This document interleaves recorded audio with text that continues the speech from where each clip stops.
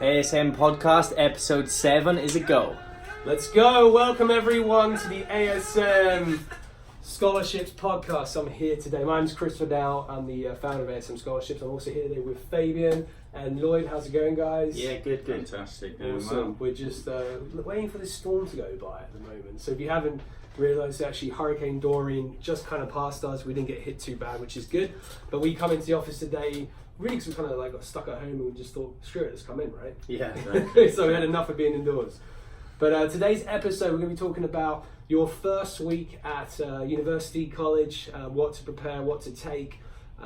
For us, I remember we went back, it was kind of like all new to us, and we thought, why not make an episode for you guys that are coming out here, maybe your first week and not sure what to bring, what it's going to be like. So we kind of just want to give you some insights into what it really is all about. So so let's go maybe start with you guys. Like when you first came out, where did you go to school? What did you bring? What maybe you thought you should have brought that you didn't bring when you got it? Like, oh, I wish I brought that, or maybe you start off with your experience. So I went straight into Midland, Nebraska, so up in the cold. To be honest, I didn't even know what to bring. I got to my campus dorm room on the first day. Literally walked in, there was nothing there really apart from a mattress, a bed frame and drawers. So I mean that was helpful obviously at the start.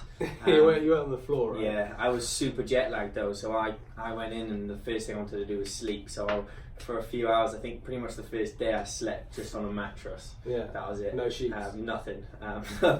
Nothing at all. And then the next day, me and the guys on the team went to Walmart and we just splashed out, got some sheets, got some bed covers, duvets, a couple of fans. Sometimes buildings didn't have AC, so the fans were essential. Your building didn't have AC? Mine was so old that we had to have two fans. We had a fan on the window and a fan on the inside, so one was blowing in and blowing out air. That was helpful.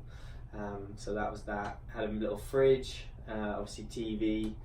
Just kind of the first week was just getting settled in, and then we didn't really need to buy too much more than that. Yeah. What about you, Fab? Yeah, so I arrived at Central Washington, and obviously the rugby season doesn't start till January, so I mean I got to meet all the team, but it wasn't like we were there for pre-season, so just kind of like getting involved with the team. Right. Sort of moving in, like Lloyd, I was in like an old school dorm, big red brick building. I mean you're gonna I wouldn't say pack all the stuff you need for your room. You're just gonna buy it out here. Obviously, it's. Did you go to Walmart as well? Yeah. It was so cheap. I went to Walmart as well. Man, what would you do about Walmart? Like, that was like the saviour for me as well. When I first got here, I bought a TV and a PS4 for the price of a PS4 in the UK. Oh, how much you pay for it out here? Like $300. Really? $100 How much is in the UK now? I mean, at the time, like PS4 was like £300. Right. Yeah. It's like the exchange rate back then. It was mad. So that was probably the best thing for me when I came over. I really thought it was going to be like a hotel. I thought you come here and like all your sheets are there. You have like your toiletries. You'll have like your bath stuff, like towels. I thought it'd be like a hotel. Yeah. And then there's like I had the same kind of situation as you boys. That you get there, it's just a bed with a mattress, and you have to then go and get the stuff. But I wouldn't bring it over. Like I wouldn't pack your bag with your sheets and pillows. Just buy it out here. It's so much cheaper. It won't take any space in your luggage. You can buy all that out here. But I think it's good for like athletes to realise that like. Imagine just a room with like couches, a bed, and that's pretty much it. You got to kit it out, rest of how you want it. It's not a hotel. But have all the stuff you need in it, the essentials, and you just got to go to Walmart. It's pretty much the best place to go. Buy your sheets, buy your pillows, bring your toothpaste, your towels for your bathroom. Yeah, I mean you can buy everything in the US. There's not one thing you can't buy. All you want to bring is really your clothes and your sports equipment. Yeah, like the essentials. Yeah, you just want to bring that because then it's so much cheaper to buy it out here. It saves you lugging it around, And then like, did you buy the PS4? Or did your teammates? So my teammates brought a PS4 with them. Oh no, we had it was PS2 back then when I. Yeah, we bought one for the room that we were staying in, so we just bought that. TV, we just all bought just the two of us together. Yeah, one thing that helps is sometimes you get put in a split room. Yeah. So you get put with one guy on the team. So I had an American guy on my team who I shared a room with, who obviously showed me the ropes, showed me everything. It's a completely new culture, completely new dynamic. Getting thrown in the deep end can sometimes be overwhelming, but obviously you've got your teammates around you and sort of making sure that your coach will room you with someone on the team. if not an international, maybe a guy from around the block. Coaches would typically, I mean, I know my coach, like because when I got there, I was like, hey coach, there's no pillow, there's no sheets. He's like, oh, because they just assume you know. Yeah. Right? Because for them, like Americans, like their parents who've been to university out here, they know what to expect. And obviously, as an international, you have no idea. So you assume it's all done for you. But it's kind of growing up in a sense. Like, you know, now you're becoming a man or a woman. You know, you got to start looking after yourself. They're not going to hold your hand and do everything for you. But my coach definitely helped take me to Walmart and get all the stuff I needed. Yeah. Like even your laundry, like the washing machines, you have to buy your own detergent. Yeah. Like that's not provided, like because you used to your mum and dad maybe doing it for you. Now it's like, oh, you've got to do it. So you got to get your detergent. You got to get all the stuff you need for that. Yeah, I remember the washing machines provide. My first year, our kit used to get washed for us. Yeah. So like you'd have to put it in a little bag and then you know chuck it in with the kit person whoever did it.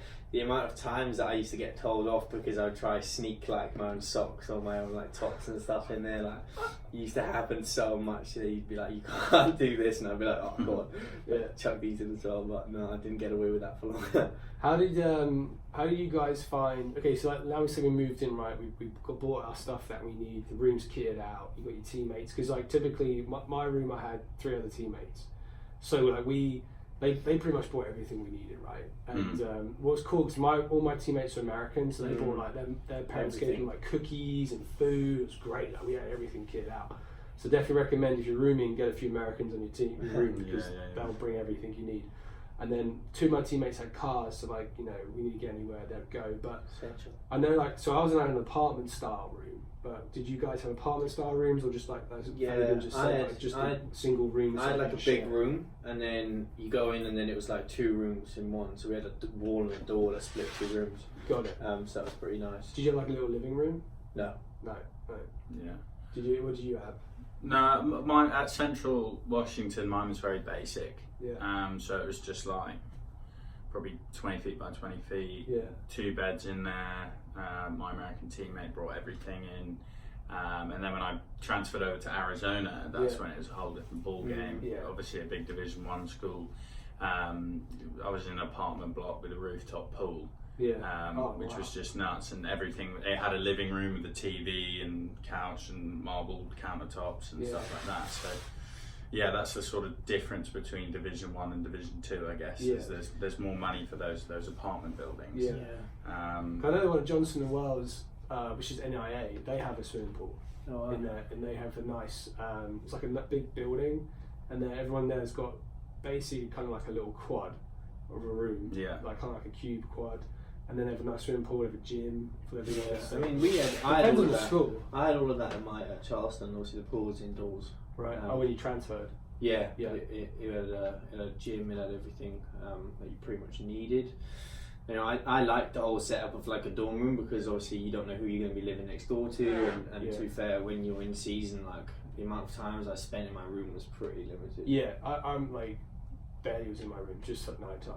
Yeah, like you're really not in there much. So, but it's nice to have a nice place to come back to. Like, yeah, the Arizona one sounds amazing. Yeah, I know. I mean, that sounds like. I want to hear about this. The goat. I think we should tell everyone. Oh yeah. So the goat that Fabs brought. Yeah, this is a funny story. So Fabs bought a pet goat. Yeah, maybe you should explain.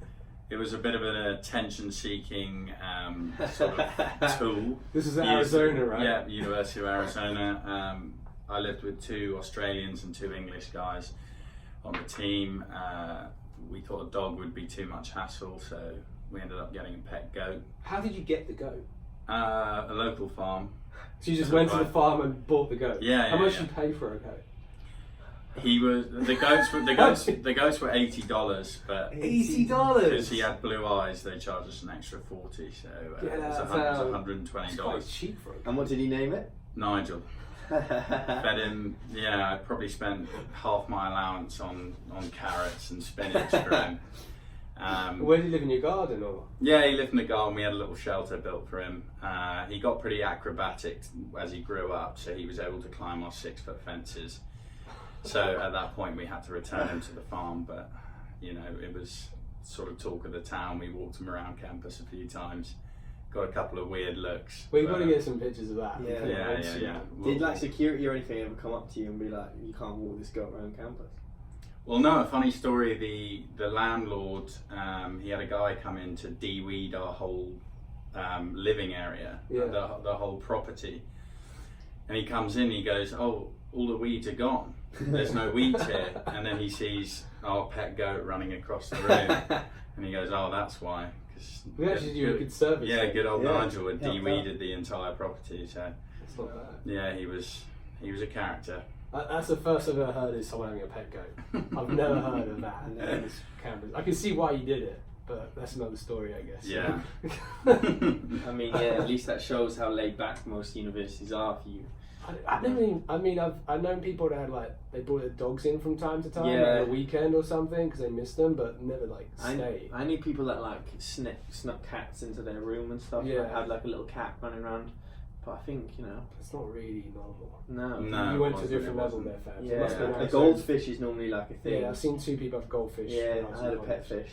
Yeah. And what's good about the dorm rooms, though, you do make a lot of friends in the dorm rooms. Like, you typically Yeah. get to know everyone in your dorm. Yeah, I mean, they're like, mine was a 3 or 4 story building. Yeah. So like, you pretty much knew everyone who was going in and out. Yeah. I mean, you have some fun as well. Like each floor, you have a bit of fun. Yeah.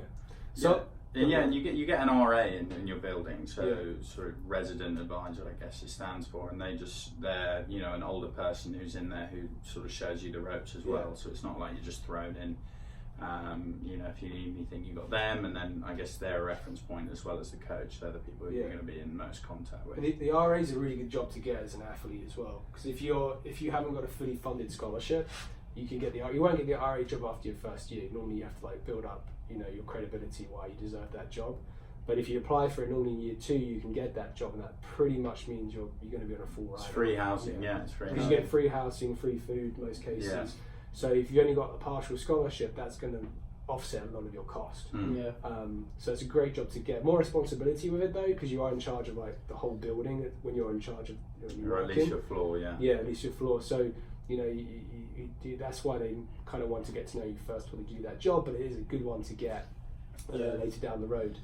And then so we talked about living, what it's like, but what about your classes day one? I mean, it it might have different. Like my first week, obviously your first week of the term is kind of a bit laid back, not really any classes. Yeah. They call it syllabus week, so I think it's the same pretty much in every college. The same as well, So week, so I mean it's not really really silly week. Yeah, it's pretty much the carnage week of the year. You go to different events. Like my college had this thing called Eagle Fest, so it was like Charleston Eagles. That was our school. So this thing called Eagle Fest, and it was like a day of just absolute carnage, just events going on, meet and greet people, you make friends that way. So that was kind of pretty much my go-to week of the year. Yeah. There'd be barbecues outside, and then obviously you do have to go to your class at some point, but it's more of just welcoming you into the class, what you're going to expect. So the first week was quite nice to kind of break into it. Obviously I'd already been there 3 weeks prior to pre-season, so did your coach have all your books ready for you? Did you have to go get your own books? no, I didn't. So the majority of the books I used in the library. Right. I just went to the library, sat in the library, rented out the book. Some of the books I just bought off Amazon. You can rent them off Amazon for $20. Yeah. Or just some people in my class that I knew had them. So that was another one. And then obviously people that had the class prior that had already bought the books, you just get handed down books. So my coach, we had our own mini library in our golf room, and we had pretty much every book you need. Yeah, I wouldn't say I bought a book for about 2 years. Yeah. Because the books are weird. They say obviously tuition's covered in the scholarship. Let's say in the full ride, but a lot of times the books are still not in the actual scholarship, so they make you still buy those. But it's very rare you have to buy them, because most coaches will have a handful of books, so the ex-athletes pass it to you. You go to the library, like you said. So because some of those books are pricey. I know, it was $500. Some of them were $100, and I was just for an access code, I was like, nah, I'm just gonna go rent one from the library. Yeah, just go to the library is the cheapest way to go. It's the best way. And now a lot of it's going digital anyway. So we were obviously old school. Yeah. So but a lot of it's digital. Exactly. Yeah, you've got to be careful, because older teachers say you'll need a book, and the book's provided in the university shop, and it's $100, whereas on Amazon it's $25. Yeah. So you can obviously save a lot there. You don't want to be spending $500-600 on books a semester, whereas you could probably just spend $80-100 online and get all the the resources you need. I think my first year was when I kind of didn't have a clue, so I bought a few books, spent Yeah. like $200-300 on actual school books. And then once you suss it out, it's more of like, okay, I can just go to the library or I can rent one off Amazon. So Yeah. you save a lot of money actually every year. How long did it take you to kind of feel fully settled in? Like once, because for me, I think it was probably like a couple days. Like getting into the area, where I had to go to class, stuff like that. I mean, my first week I pretty much hated it, if I'm going to be honest. Yeah, no, it's good to know. Because why was that? Why did you I don't know. It's just different. Like where I was at, I kind of wasn't as comfortable as I'd have liked to have been. It was kind of I felt like I wasn't in a place where I wanted to be. Right. Obviously, a part of that was because I was ineligible. So obviously, if you make your documents right in your first year, you're not gonna. That's not gonna happen. But I just couldn't play, so I just was in a bit of a bad place. Were you kind of redshirting in your first year? Yeah, so I just were just practicing with the team. Yeah, practicing with the teams. Couldn't play any competitive games. And then obviously, once I just got over that, met some friends. Like I had friends out on the golf team, baseball team, like all over America. I had friends all over the world now, pretty much. So you kind of just get used to that and the vibe you're in. And then obviously, once I went to Charleston and played every game, then you just have way more friends. Like you're playing and practicing and obviously meeting people. So yeah, I think that was pretty nice. So that's why it's so important to do the recruiting process early and get prepared so you wouldn't face that problem. Yeah, exactly. Like I know now you're involved in ASM, you're making sure the athletes have all their Yeah. paperwork done because it's more fun if you can do everything, right? I know. Like, Yeah. you're there for the first year and you can't compete. It's kind of like, why are you coming over? The whole purpose is to come here to compete. Exactly. But at least you stuck it out. And yeah, I'm glad I did. You know, the first week wasn't the best. I wouldn't say I hated it, but like I just didn't seem like it was for me. And then obviously once you settle in, you get everything up and running. Like you're into a regime. Like it's the best. Your first year is the best year of college, I'd say. No, 100%. 100%. 100%. What about you, Fab? Yeah, I guess sort of getting stuck in, it's just the coach will put on things, the school will put on things to sort of make sure the team bonding's there. Especially if you're in a team sport at the end of the day, you want that cohesion between like guys off the field so that it relates on the field. One thing I notice is I sort of notice a difference in maturity levels. Yeah. So sort of like coming in as an 18, 19-year-old English person, I got on well with some of the older American lads rather than the new ones who are just like, oh, it's their first time away from home, like they had very, very limited amount of time like out of the house, that kind of thing, and they go a bit crazy, for the first couple of weeks, first month. So it's it could be normal if you're sort of getting on with some of the older lads because you've had a bit more experience, especially if you like gap year or you've done some traveling. Yeah. That's one thing to know about the Americans, that some of them don't do too much traveling, so the new culture is very, very new to them. The whole university lifestyle is very new to them. You must have got some crazy questions because when I went to Iowa, that's where I went. Right? Like a lot of these guys had not even left the state. Yeah. So I got probably asked 100 times, how did you get here? That was a bit so yeah, I'll joke around as I came on a plane. They're like, yeah, obviously, but like, they were like, how did you find Iowa, right? So they just didn't understand how I picked this school. And I was like, oh yeah, I got recruited for golf and etc. Right? But I got asked like, do you know the Queen? Do you know Matt from Manchester? Because they met someone else. Yeah, One Direction. Yeah, like because they just assume we know. Like some person in my team met someone from Matt from Manchester and assume that I know him because they think we're a small country, right? So like I thought that was hilarious.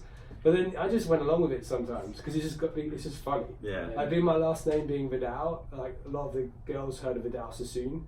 So I was like, oh yeah, my uncle's Vidal Sassoon. Yeah, I can get all the hair products and stuff. Yeah. It just became funny because it was just like you always get these random questions and you always go no. So I'm just gonna play along a bit sometimes. Yeah, definitely just laugh and play along with it. You'll get asked a lot of questions like, oh, you're from England, like, oh, I have a good friend from Australia. Yeah. And you'll be like, well, that's halfway across the world. Yeah. Right? It's sort of like America and everywhere else. So it's enjoyable. It's definitely a culture one thing shock. I had a lot was you speak to someone, they're like, yeah, you don't need to put on that accent anymore. Like, it's fine. Yeah. And I'd be like, I remember that. I'm like, what are you on about? They're like, you're obviously not British. Like, stop putting this accent on. And I'm like, look, Like, I don't even know what you want me to do right now. Like I am. So many people, if you have like an accent, if you're Australian, English, African, even French, like if you have an accent, they just think you're faking it. Yeah. And then you have to literally get your ID out to prove that I Yeah. actually am from there. That's fine. And then the reaction's always the best, like, oh. It's always like, oh, okay, sorry. Yeah, that's always quite funny. It's good fun. I mean, like, I think the first move-in week is obviously different. It can be a bit scary because it's all new, but like, you're gonna have support, you're gonna have help. You know, as long as you're open to, like, you obviously, Lloyd, it's interesting here. You say you didn't really like your first week, but you stuck it out and it became the best experience. So, you know, like, it is going to be different. You're not going to be at home anymore. You've got to adjust. But once you get through that period, it becomes the best experience of your life. Yeah. Like, everyone has great memories, great stories, and it kind of, I think, helps you become who you are later on in life.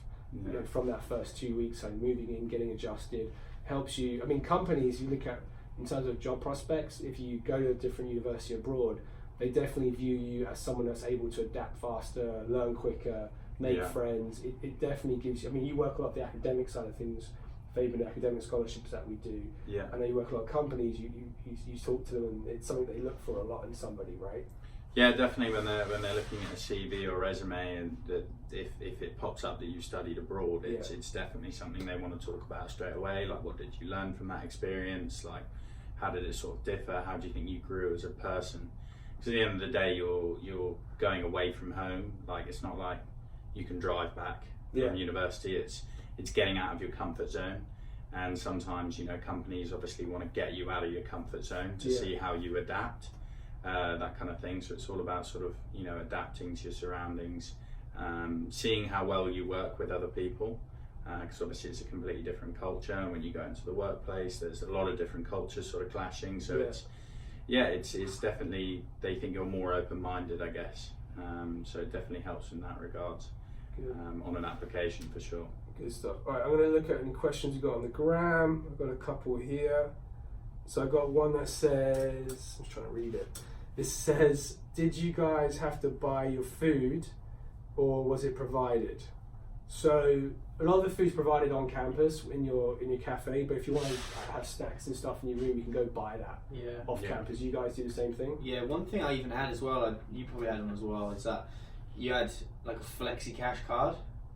I don't know if you might have had it or not. So if the cafeteria has got like some bang average food and you're like, oh, I don't fancy this tonight, you could go to like the grill, like some restaurant like was on the campus, and you could go and use your like flex cash, as it's called. So I had like $250 a semester, and you can just go and buy snacks or like go buy a different meal or stuff like that. So if I was in the room at night and I wanted a Gatorade, I'd just go to the store, swipe my card, bottle of Gatorade. You know, you can do that as much as you want, spend as much as you want.